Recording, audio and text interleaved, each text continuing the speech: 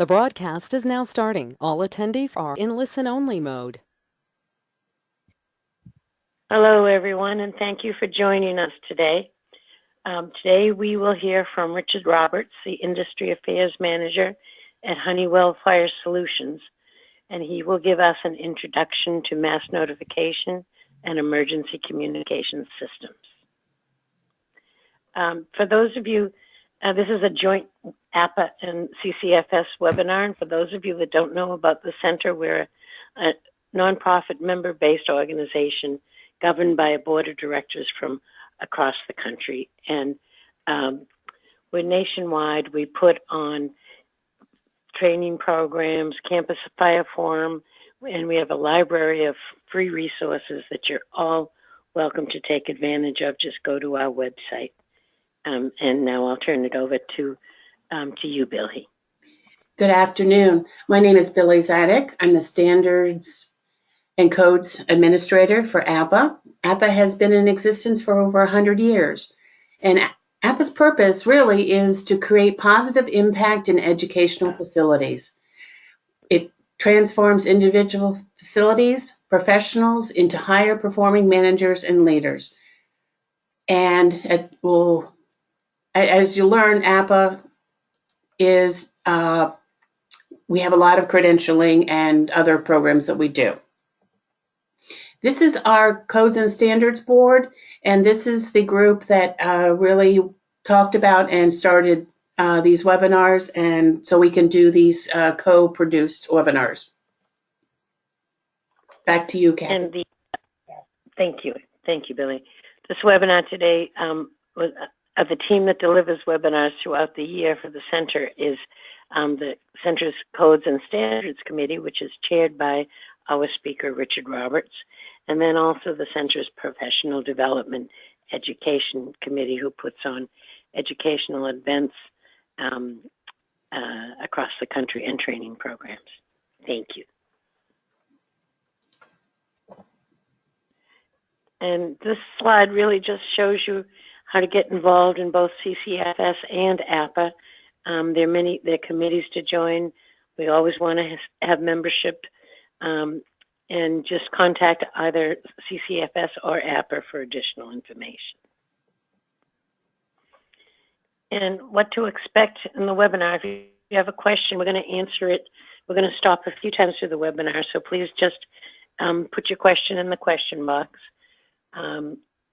The center will issue you 0.1 ICC recertification CEUs, and then this is a list of CEUs that APA will issue as well. And now I'll go forward and I'll introduce Richard, and we'll turn it over. Richard is the Industry Affairs Manager for Honeywell Fire Solutions. He's on several NFPA committees.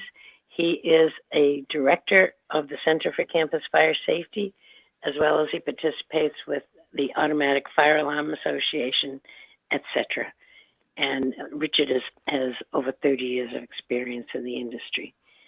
And I will turn it over to you, Richard, and thank you for presenting today. Okay, thank you, Kathy and Billy. Good morning or good afternoon, depending on which time zone you're in. I'd like to thank everyone for taking time from their busy schedules to attend today's informative presentation that, as Kathy and Billy had said, it's an introduction into mass notification and emergency communication systems. Now, the agenda is pretty straightforward. I'll start by explaining the concept of mass notification and look at how it evolved. Next, I'll cover some of the types of facilities where emergency communication mass notification systems have been and are being installed today. Then we'll get into the history and development of these types of systems and requirements in NFPA 72, as well as covering some of the, not all, but some of the key requirements relating to these systems in NFPA 72. And I've already used the term mass notification and emergency communication systems a couple times already, And you know, I'll spend a slide explaining the difference between them. And then lastly, and really most importantly, I want to provide an overview of some of the key changes to the 2018 model codes, as well as providing information as to why these new requirements were needed and how they will enhance public life safety. And as you will see, some of these new requirements, I think, will certainly enhance the safety of students and faculty in you know, campus and university types of settings. So as you can see, we got quite a bit to cover in a short period of time. So let's get started. And let's get started by understanding what mass notification is, and really, more importantly, what it's not. Mass notification is a relatively new concept for the life safety community, and it began out of the inability of first responders to communicate with and direct building occupants during all types of emergencies. Now, a mass notification system is really much more than just a public address system that provides pre-recorded or live voice messages in a building, or sending text messages or email to people within an area or within you know, a wide area. A true mass notification system involves giving first responders a clear understanding of the emergency, so building occupants can either evacuate, relocate, or shelter in place. And the overall purpose of a mass notification system involves an integrated effort to save lives and minimize injuries during all types of emergencies, such as fire, natural disasters, acts of violence, or you know, hazardous chemical spills. And mass notification can be defined as a technology that provides real-time information to groups of individuals within buildings, or a campus setting that contains many buildings. It could be, you know, across an entire geographic area, or it could be worldwide. And it accomplishes this by using voice messages, visible signals, digital signage, as I said a minute ago, text or email, as well as tactile or other communication methods. Now, the genesis of mass notification got started from a U.S. military incident that occurred overseas, and it prompted the U.S. Department of Defense into developing a comprehensive mass notification program. Now, this one incident occurred in June of 1996, where a U.S. military building located in Saudi Arabia was bombed by a truck carrying approximately 5,000 pounds of explosives. Now, this building housed slightly over 2,300 American military personnel. Now, tragically, 19 people died and 372 were injured. And this one incident, as I said, caused the U.S. Department of Defense to make rapid changes to its emergency planning by creating the Unified Facilities Criteria Mass Notification Document. Now, the UFC Mass Notification Document outlines the design operation required for mass notification systems in military bases within and outside the U.S. Now, the current version of this UFC document was published in 2008 with revisions in 2010. And you're able to download this mass notification document at no charge at the link that's referenced here on the slide. So how did mass notification, excuse me here. So for many years, mass notification systems have been and are being installed, and since the tragic event that I just talked about in Saudi Arabia, and there have been other acts of violence and severe weather. One of the first was the 1999 Columbine High School massacre that occurred in Colorado. Other notable school shootings happened in 2012 in Newtown, Connecticut, and most recently in Parkland, Florida. And of course, everyone remembers the very tragic events of 9/11. And there have been numerous university shootings, most notably at Virginia Tech and Northern Illinois University.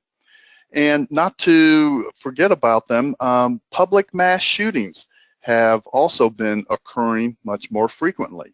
I think it was last year in Orlando, Florida, there was a nightclub shooting, and then most recently in Las Vegas, Nevada.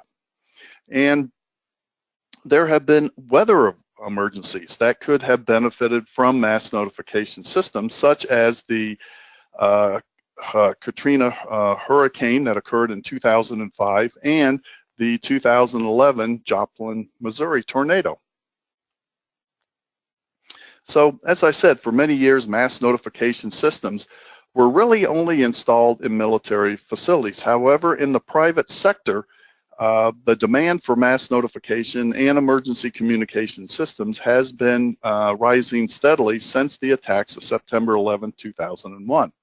And as you can see on the screen, mass notification systems, emergency communication systems, they have been and are being installed in virtually all types of occupancies, whether it's college and university campuses, places of religious worship, public K-12 schools, areas where the public gather, such as mass transit facilities, and they could be in corporate offices and assembly occupancies.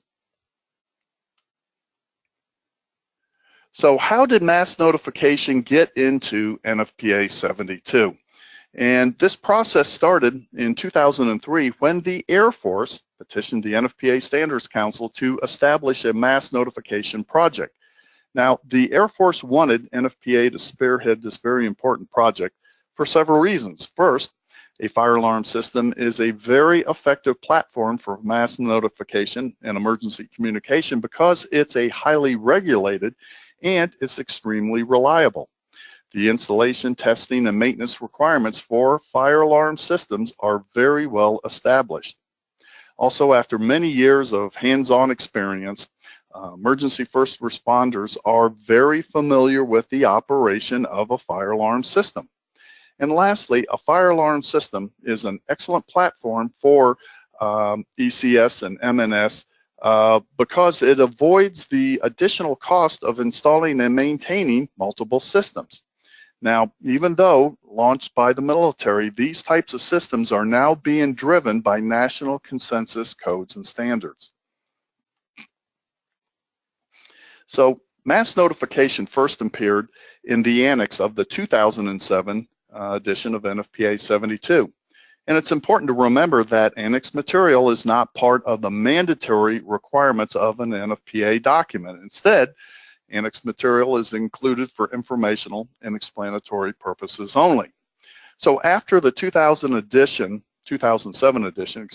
of 72 was published, the NFPA Standards Council created a specific technical committee to begin work on the development of a new chapter for the next edition of NFPA 72.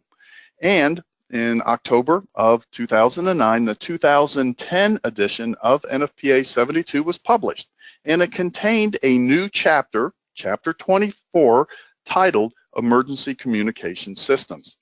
Now, this new ECS chapter has requirements for an array of systems, including mass notification. Now, before I start reviewing some of the new requirements in Chapter 24, let's understand what an emergency communication system is and how it differs from a mass notification. The two terms are used interchangeably, but there are some differences between the two. So looking at mass notification, it's a system that is used to provide one-way information and instructions to people in buildings or other structures using a wide variety of messages, whether it's voice, visible, text messaging, email, graphics, or other communication methods. The key is one-way communication. And of course, a mass notification system, it covers emergencies other than fire, such as severe weather, acts of violence, and hazardous chemical spills. Now, as it relates to emergency communication systems, In addition to the one-way systems that I just mentioned, and we're going to look at here in a next slide or two, they include two-way communication systems, such as your traditional firefighter telephones and area of rescue. Now, the takeaway is NFPA 72 requires an ECS system to be classified as either a one-way or two-way system. And there's a chart, graphic in NFPA 72 that provides a very nice illustration of the various ECS classifications. So as you can see, the first section, colored here in beige, applies to one-way communication systems. The second section, colored in light green, addresses two-way building emergency communication systems. This third section, which is colored in orange, covers the communication methods and equipment used to send and receive signals between the protected premise and central control locations. And lastly, colored in blue, is your performance-based design requirements. So as you can see, this new chapter in the 2010 edition of 72, which has been carried over into the 2013, 2016, and the soon-to-be released 2019 edition of 72, it outlines the design, installation, and testing requirements for emergency communication systems, including mass notification systems. All right, as I said, let's do a deeper dive into what a one-way and two-way emergency communication system is. And these systems provide information, so looking at one-way, these systems provide information to people in buildings or outdoor areas using all types of communication method. And the first classification for a one-way communication system is your in-building fire alarm emergency voice alarm communication system, or typically referred to as an EVAC system. Now, this is your traditional fire alarm voice system, and these requirements have been in NFPA 72 for many years. Now, the second type of classification for a one-way system is an in-building mass notification system. And many of the requirements for this in 72 have been correlated with the military's Unified Facilities Criteria mass notification document. Another type of a one-way emergency communication system is a wide area mass notification system. And it provides real-time information to people outdoors using a public address system. And these systems are typically used in a campus or military style basis where you have multiple buildings in an area. And lastly, a distributed recipient mass notification system is intended to communicate to people directly to targeted individuals or groups of individuals via email or texting. Now, these people may be in a building, a group of buildings, or across an entire geographic area or worldwide. And it's important to point out that these distributed recipient mass notification systems, or email and texting, should not be used in lieu of the required audible and visible notification appliances that are required in 72. However, they should be integrated into a mass notification system wherever possible. All right, now that we've looked at one-way communication systems, let's look at two-way emergency communication systems. And these types of systems give emergency first responders the ability to communicate back and forth with each other as well as the building occupants. And these systems are used to exchange information and to communicate information, such as instructions to firefighters and building occupants, most importantly, gathering information on about the emergency, and also to let certain high-risk segments of the population know that help is on the way. And the most common two-way ECS system would be your traditional wired firefighter telephone system. And these are typically found in high-rise buildings such as hotels, office, and apartment buildings. And these requirements have been in NFPA 72 for quite a few years. However, in recent years, emergency first responders are using radios more often and prefer to use radios to communicate with each other instead of using the wired telephone system. And this type of a system is called a two-way radio system, as you can see right here. And an area of rescue, all right? That is where people who are unable of self-rescue can gather safely and to communicate with first responders during an evacuation or other emergency situations. And these area of rescue, are located near stairwells, elevator lobbies, or near exits. And the building code provides requirements as to when and where they are to be installed. Okay, Billy, looks like we're ready for our first break for questions. Okay, we have questions coming in. First question, can an in-building fire alarm emergency voice alarm communication system be used for emergencies other than fire? Yes, it can.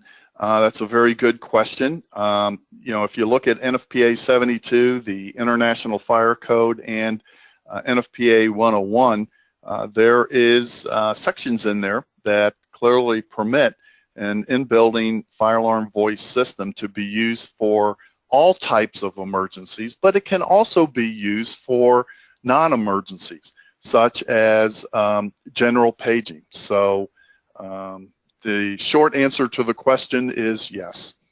Okay, our next question, is the priority of notification something that is programmed into the FA system or controlled manually by the first responders? Good question. We're going to talk a little bit here in the next few slides about the priority of the mass notification signal, whether or not it can override the fire alarm system or not. And the, you know, as we will see, the mass notification message, the priority of it is established using a risk analysis.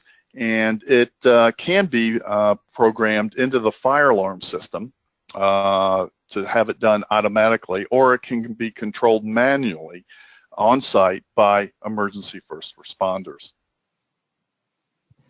Okay, our next question. Does NFPA 72 address smartphone use?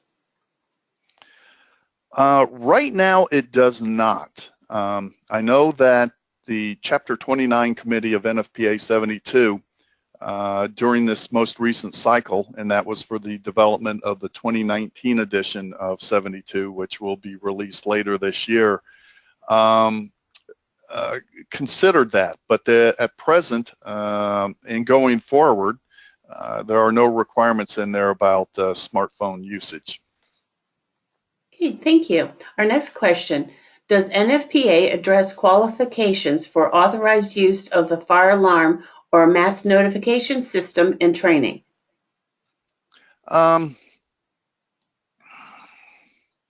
Right now, looking at NFPA 72, there's no requirements in there specifically dealing with, you know, qualifications for mass notification systems and training. However, Chapter 10 of NFPA 72, one of the things that this chapter covers is the qualification requirements for the fire alarm system designer, installer, programming personnel, also for the you know, public fire department plans reviewers and inspectors. So I would say that you know, as I said, there's nothing specific dealing with mass notification systems, but there are qualifications in there for fire alarm, and I would use those for your qualification requirements. Okay, we have one more question in our queue right now. Would IBC section 917.1 be required for a major renovation of an existing building that has an assembly space of 1,000 or more? That's a good question, and there is actually a slide in this presentation that deals with that. And I think that the way the wording reads is that the entire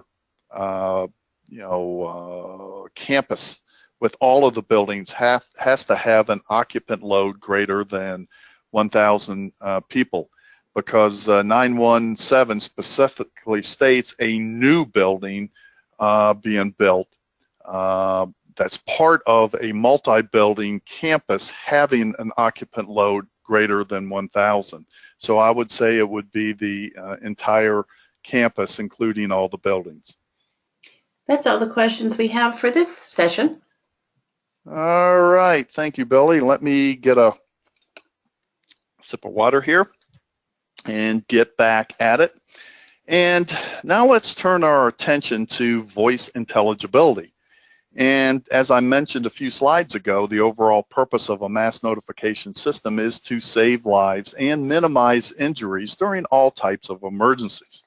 Therefore, it's critical for individuals within buildings to clearly understand the voice message and to take appropriate action in order to remain safe. Now, designing an intelligible voice system can be challenging, even for experienced designers. Therefore, I'm not going to get into the details of laying out an intelligible voice system, because that could take 2 to 3 hours. Instead, what I want to do is provide a basic understanding of what intelligibility is and point out when it's required and when it's not required. Now, NFPA 72 has required fire alarm voice systems to be intelligible since the 1999 edition, but it never mandated a specific level of intelligibility or a method for measuring it. So let's take a quick look at several key sections in NFPA 72 relating to voice intelligibility. Now, the concepts of intelligibility and intelligible apply to messages that could be only one word, but obviously, more often than not, you're talking about entire sentences or multiple sentences. So looking at section 33134, it defines intelligibility as a condition that is intelligible.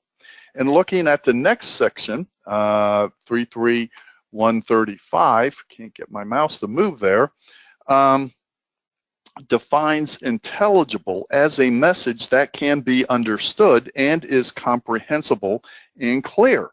Now, this definition of intelligible to be comprehensible and clear is really ambiguous, because what is clear and understandable to one person may not be for someone else. However, intelligible voice messages, do they need to be in all rooms? And the answer is, probably not.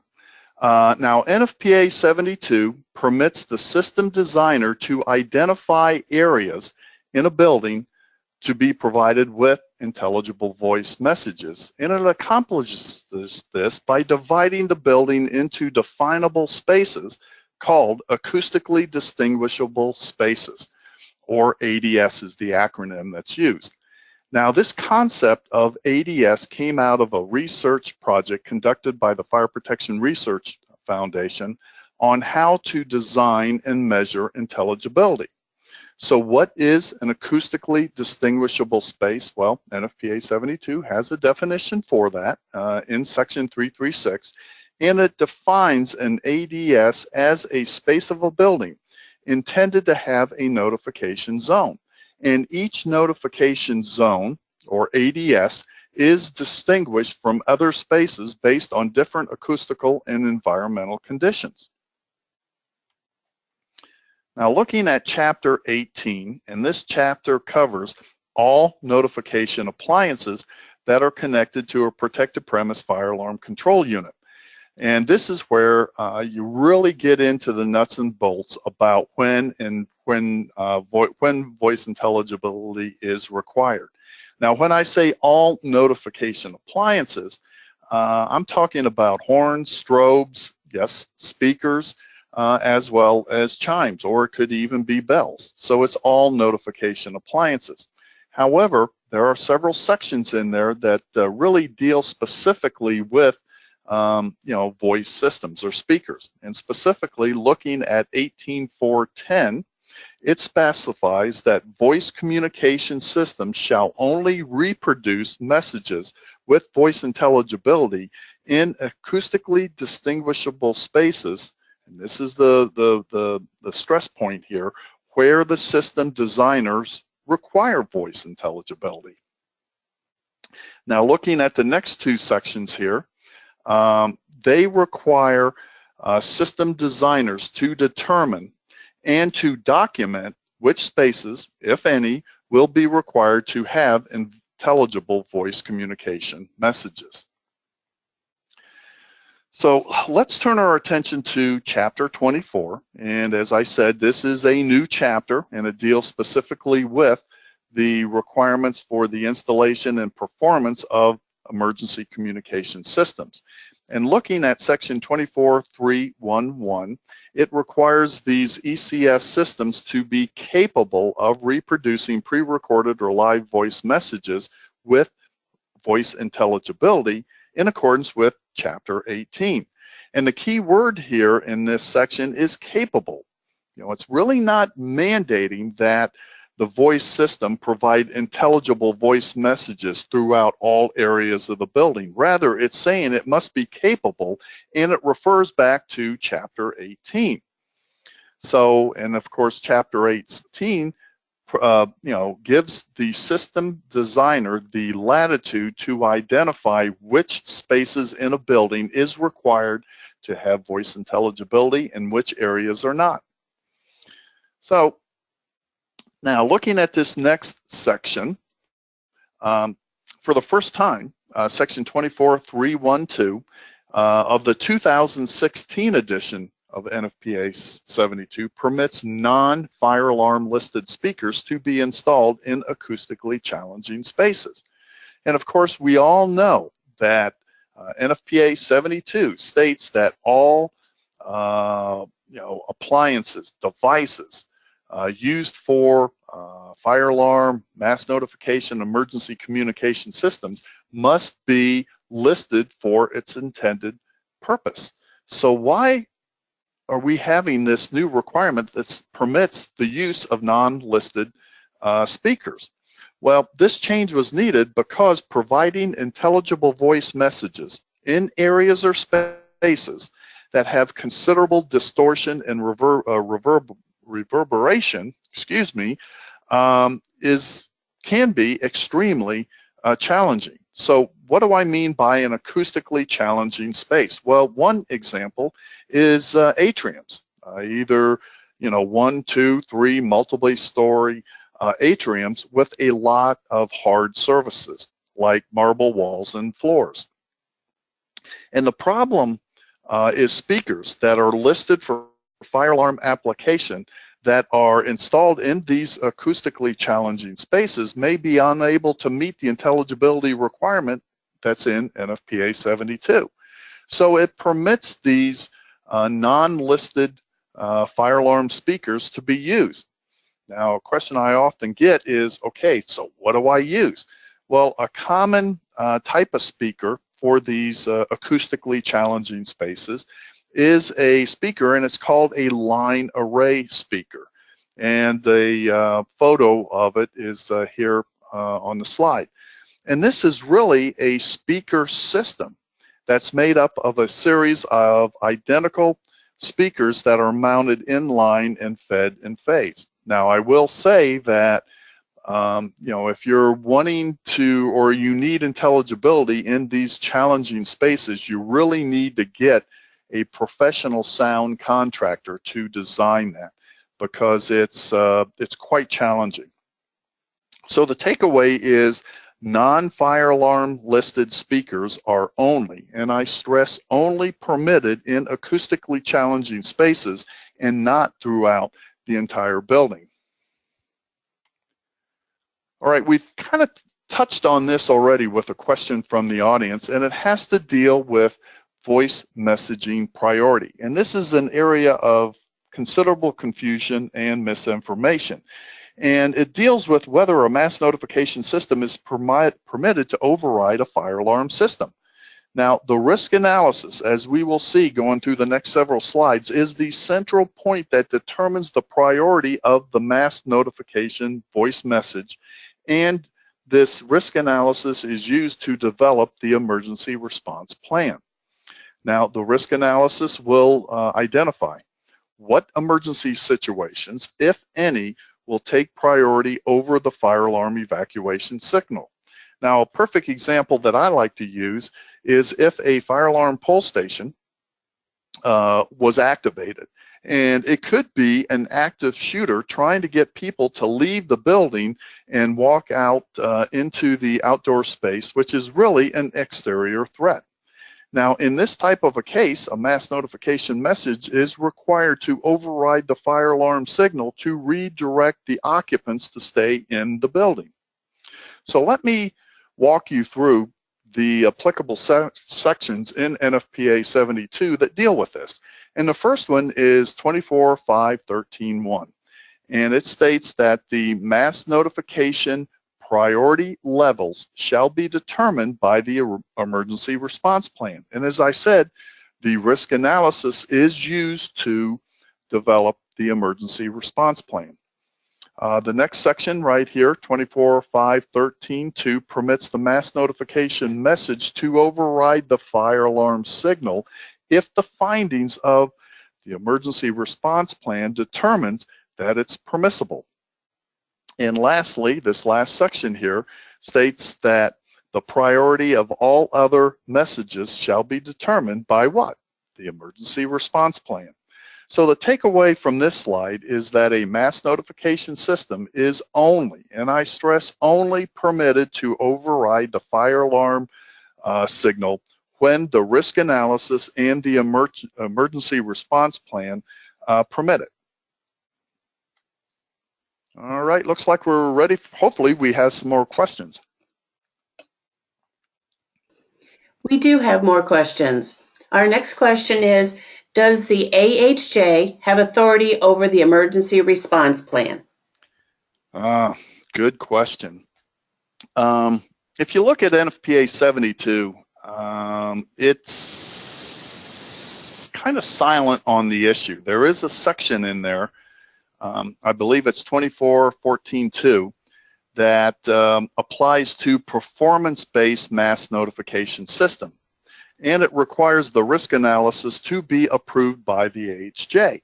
But that section in there is under performance-based requirements. It's not a prescriptive requirements. But I would say, as we've learned already in this presentation, that all mass notification systems are unique. There's not a one-size-fits-all for a mass notification system. Therefore, in my opinion, all mass notification systems are really considered to be performance-based. But I would also state that if you look at section 401.2 of the IFC, it requires the fire safety plan to be approved by the fire code official. Now, the terminology that the IFC uses is the fire safety plan, and really it's talking about the emergency response plan, which is the terminology that NFPA uses. So, long-winded answer to seems to be a simple question is that yes, the AHJ has the final say over the emergency response plan. Okay, our next question is, does the 1,000 occupant load requirement in section 9171 of the IFC apply only to new building or to the total occupant load of the entire campus? Good question. I think we've already answered that, and we'll get to it in a minute, but the section that he's referencing, it's saying that a multiple building college or university campus that has a cumulative building occupant load greater than 1,000. Therefore, I think that trigger applies to the occupant load of the entire college or university building, or the entire campus. Okay, we have a couple more questions here. Is there a way to override the fire alarm system remotely, or do you need to be physically at the fire panel? There is a section in NFPA 72 Chapter 24 that states where required by the emergency response plan, it permits authorized personnel to remotely activate live or pre-recorded emergency messages of the mass notification system. So there is a section in Chapter 24 that permits this to happen. Okay, thank you. One final question. What are the requirement standards for the risk analysis? Good question, and I think we're getting into this in this next section. But Chapter 24 of NFPA 72 has very detailed requirements covering numerous sections relating to performing a risk analysis. Well, that's all the questions we have for right now. Okay, thank you. So, as we said, let's talk about risk analysis. And as I said a second ago, if you stop and think about it, every facility is unique and it has specific risks. And a facility's stakeholder groups must all get together to clearly understand all the potential emergencies and design a system and messaging and signal priority that accounts for these emergencies. And the key to understanding and defining these risks is to perform a risk analysis before designing and installing an emergency communication system. Now, Chapter 24, as I said, is really very explicit about requiring a risk analysis for each facility. For example, looking at 24.3.11.1, it points out that each mass notification system shall be designed for the specific nature and the anticipated risk. The next section requires the designer to consider both fire and non-fire emergencies when determining the risk tolerances. And section 24.3.11.10, right here, it requires the risk analysis to be used as the basis for the development of the emergency response plan. So we've already talked about risk analysis numerous times already, not only on this slide, but in other slides. So what is it? Well, section 3.3.243 of NFPA 72 defines it as a process to determine the likelihood and magnitude of incidents associated with all disasters and emergency. And it seeks to determine their likelihood and their potential consequences. Now, continuing with risk analysis, looking at section 24.3.12, it requires the emergency response plan to be developed in accordance with two NFPA documents. The first one is NFPA 1600, and this is the standard on disaster, emergency management, and business continuity programs. The second one is NFPA 1620. It's the recommended practice for pre-incident planning that's part of the design and implementation of a mass notification system. So as you can see, the risk analysis is a very important component in designing an effective mass notification system, and it should be well documented, right? So it can be reviewed and evaluated by all interested parties and stakeholder groups. So as it relates to documentation, Chapter 7 of NFPA 72 provides one central location for all of the documentation requirements for fire alarm and signaling systems, and there are several sections that relate specifically to the risk analysis.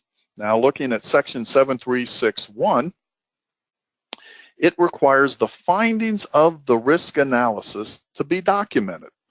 And the next section requires the risk analysis documentation to be maintained in accordance with section 7.7.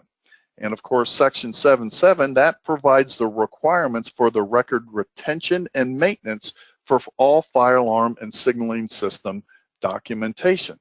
So, you go to the length of bringing together all of the stakeholder groups to do this risk analysis. Obviously, you want to be able to document it and maintain it for possible future use. Now, the good news is there is a risk analysis checklist in the NFPA 72, and it's in the annex, okay? And I really think that this is an excellent document that can be used to initiate the thought process for identifying the potential hazards of a facility. I should point out that this checklist is in the annex and is not mandatory. Therefore, you don't have to use it. Now, I've only got a screenshot of one page of the risk analysis, but I think, as you can see, it's a multi-page document, and I would highly recommend that you use that when you're doing your risk analysis. So as I said, and I'm repeating myself, but it's important, every mass notification emergency communication system is unique and therefore is not a one-size-fits-all solution. And the risk analysis should involve all the relevant stakeholder groups, okay? Now, I've already used that several times. So what is a stakeholder? Well, obviously, it's the authority having jurisdiction. You want a building owner or their representative to be part of this risk analysis. The insurance company certainly should be involved. The police and emergency medical services. Anybody that would be involved in an emergency response needs to be at the table when they're developing the risk analysis. Okay. Now let's kind of switch gears and look at some of the changes to the 2018 model codes, as well as providing information as to why these new requirements were needed and how they're going to enhance public life safety. And as you'll see, these new requirements will certainly help to save lives, and they are very applicable to college and university settings. Now, the first change that we're going to look at is to the 2018 edition of the IFC and the IBC, and it deals with the in-building fire alarm voice system in high-rise buildings. Now, the code has required a fire alarm voice system in high-rise occupancies for quite a few years. But for the 2018 edition of the code, a new section was added, 907.2.12.3, and it requires a multi-channel fire alarm voice system in high-rise buildings. Now, this change provides the capability for distinctive recorded and live voice messages to be sent to various areas of the building at the same time.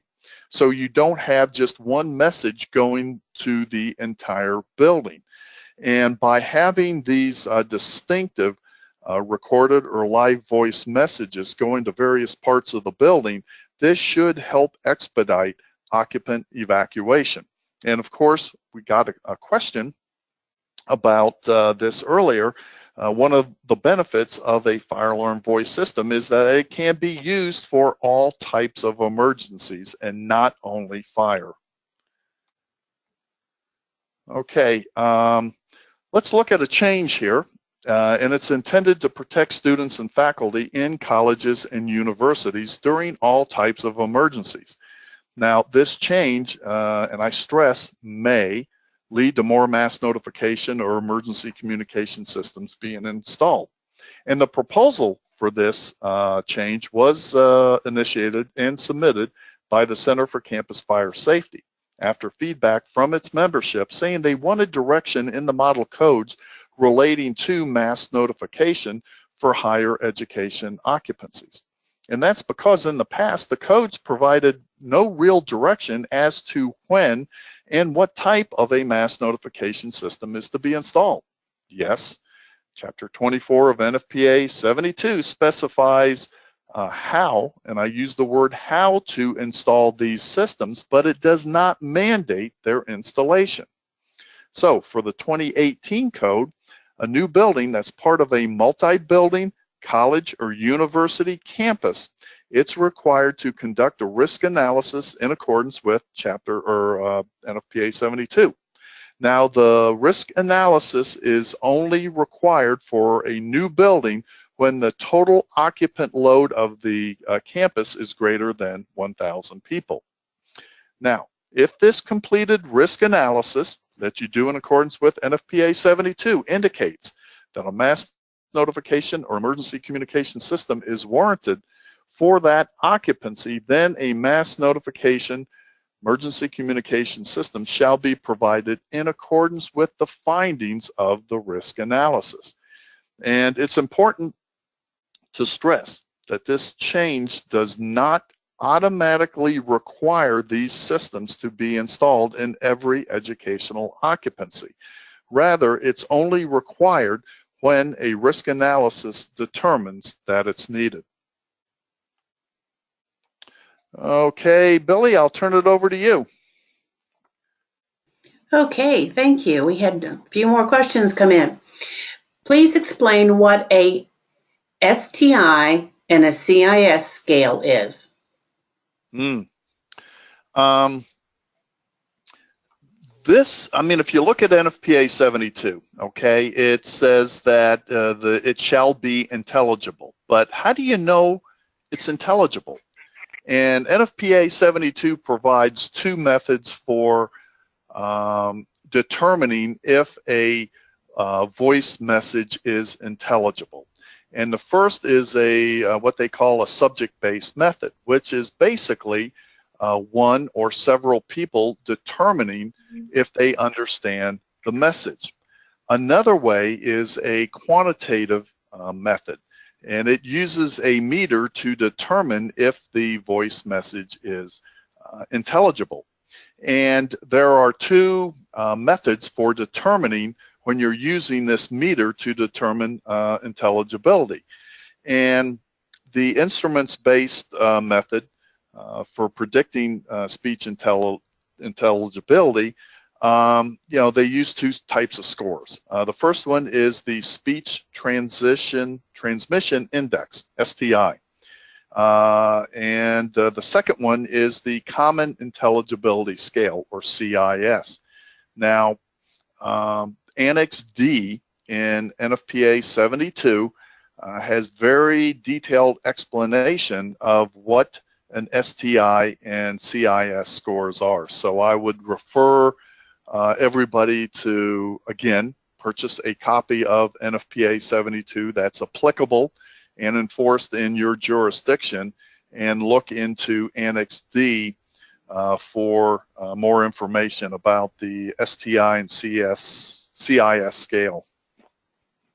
Okay, thank you. Our next question is, you mentioned stakeholders several times in the presentation. What is a stakeholder? It's a good question, and it's one that I get quite frequently. And it's really any individual, group, or organization that has an interest in the successful operation or response to an emergency. Several examples, as I said, could be an owner or their representative, the architect, the fire protection engineer, of course the authority having jurisdiction, the insurance company. It could also be, it's got to be, the police and the emergency medical services. So any individual or a group that is responding to an emergency, they need to be part of the risk analysis. Okay, thank you. Next question. Is there any code that references priority of message or signal when you're using fire alarm for mass notification? Yeah, again, it's a question that is asked frequently, and there's still some confusion out there, and it's is there? So it's really it's you got to do the risk analysis to determine if a mass notification message permits the overriding of the fire alarm signal. So you got to do the risk analysis, and the findings of the risk analysis shall determine that. Okay, thank you. Our next question. Are the speakers you showed the only permitted products in an open area? I think he's talking about the non-fire alarm listed speakers. And, if you look at that new section in the 2016 edition of NFPA 72, it only, and I stresses, only permits these non-fire alarm listed speakers to be installed in acoustically challenging spaces. So, in my opinion, an open area would be considered an acoustically challenging space, and I am assuming that the person asking the question, when they say open area, that they're talking about an outdoor area. And obviously, if that would be in a stadium type of setting, and just using a standard fire alarm listed speaker, I don't think would be able to provide voice intelligibility in an open outdoor area. Okay, thank you. Our next question. Does an acoustically distinguishable space, ADS, that has non-fire listed speakers have to be supervised as if it were listed for fire use? Good question. Obviously all fire alarm system and signaling devices has to be listed for the application, and they also have to be monitored for integrity. In other words, it'll indicate where there's an open, short, or a ground condition. And that requirement in 72 that permits non-fire alarm listed speakers to only be installed in acoustically challenging space, it's really silent about if these speakers are to be monitored for integrity.